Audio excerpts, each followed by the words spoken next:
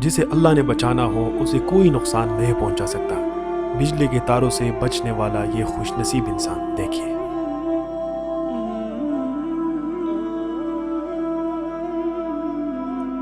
ऊपर से किसी ने ये छुरी फेंकी, देखिए किस तरह बचने वाला खुशकिस्मत इंसान।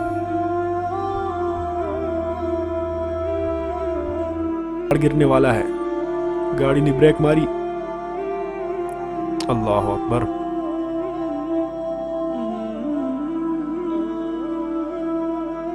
अल्लाह अकबर। एक बहुत बड़ा पत्थर पहाड़ से गिरा और गाड़ी की फ्रंट साइड पे लगा।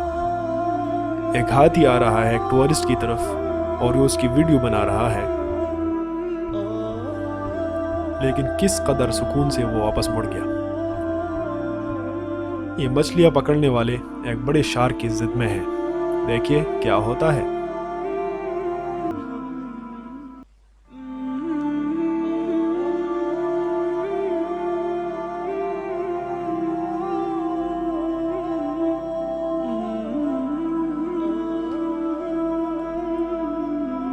स्पीड से चलती हुई गाड़ी जो दूसरी गाड़ी को क्रॉस करती गई, लेकिन कुछ नहीं हुआ। आप देखिए क्या होता है।